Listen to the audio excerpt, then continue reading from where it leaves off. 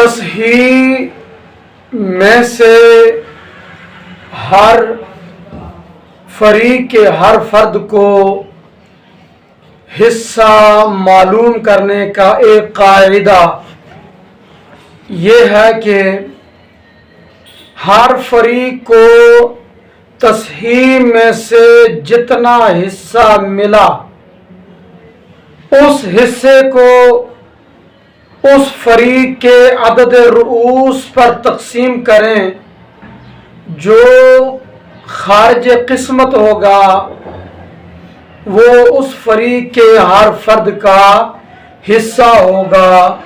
مثال کے طور پر یہاں اس مسئلہ کے اندر 3 بیویوں کو 24 میں سے 3 حصے ملے، جداد کو 4 اور بیٹیوں کو 16، چچا کو 1 حصہ۔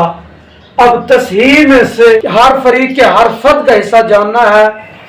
سب سے پہلے مضروب 7 جو چچوں کا عدد رؤوس تھا اور اصل مسئلہ 24 میں ضرب دیا تو یہ مضروب کہلایا۔ تو اس 7 کو 3 سے ضرب دیں تو 7 یا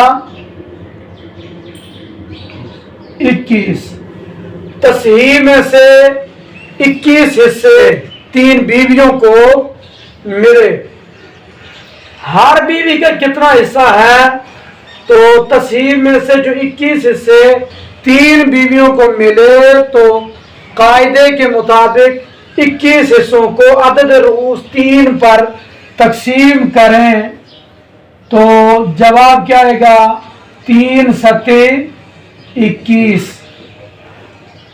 فی زوجہ 7 حصے 168 میں سے ملیں گے، اور یوں ہی 2 جداد کو 24 میں سے 4 حصے ملے تھے۔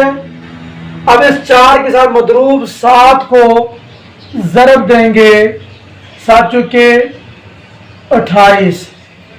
تو تصحیح میں سے جداد کے طائفے کو کل حصے 28 ملے۔ اب ہر جدہ کا حصہ کتنا ہے؟ تو قانون کے مطابق تصحیح میں سے جو حصے جداد کے طائفے کو ملا کل، اس کو عدد رؤوس جداد کا جو ہے 2 اس پر تقسیم کریں گے تو 2 اکائی 2 2 چونکہ 8 تو 14 حصے ایک جدہ کے 168 میں سے، اور 24 میں سے 16 حصے 4 بیٹیوں کے ہیں۔ اب ان 16 کے ساتھ ضرب دی مضروب 7 کو، یعنی اس عدد کو جس کو اصل مسئلہ 24 میں ضرب دیا، تو 16 کے ساتھ 7 کو ضرب دی، 7 6 42 لگا 2، 4 اصل 7 اکائی 7 اور 4 11۔ 112 حصے تصحیح 168 میں سے 4 بیٹیوں کو ملے۔ اب تصحیح میں سے جو حصہ بیٹیوں کو ملا اس کو بیٹیوں کے عدد رؤوس 4 پر تقسیم کریں تو جواب آئے گا 4 دونے 8، باقی بچا 3، 2 نیچے اتارا، 4 8 32۔ تو فی بیٹی 28 حصے ملے تصحیح میں سے، اور یہاں چچے 7 ہیں، ان کو 24 میں سے 1 حصہ ملا، اس 1 حصے کے ساتھ ضرب دیں گے مضروب 7 کو، جواب آیا 7۔ اب ان 7 حصوں کو عدد رؤوس اعمام چچوں کا جو ہے 7 پر تقسیم کریں، 7 اکائی 7، تو یہ 1 حصہ فی چچا۔ تصحیح سے ہر فریق کے ہر فرد کا حصہ معلوم کرنے کا ایک قاعدہ یہ ہے جس کو نسبت والا قاعدہ کہتے ہیں، اور مصنف فرماتے ہیں کہ یہ نسبت کے مطابق तस्हीम में से हर फरीक हर फर्द को हिस्सा देना आसान है, और ये आसानी उस शख्स के लिए है जो रियाजी और हिसाब को जानता है। हर बंदे के लिए आसान नहीं। और याद रखिए, जिस बंदे को निस्बत मालूम हुई दो अददों के दरमियान, उसके लिए रियाजी के मसाइल बिल्कुल आसान हो जाते हैं। कायदा यह है कि जिस फरीक के हर फर्द का हिस्सा आप मालूम करना चाहते हैं, तो उस फरीक को असल मसला से जो सिहाम और हिस्से मिले हैं, उन हिस्सों की उनके अदद रूस से निस्बत देखेंगे, फिर उसी निस्बत के मुताबिक मदरूब में से हर फरीक के हर फर्द को हिस्सा मिलेगा। तो यहाँ मसला 24 से बना।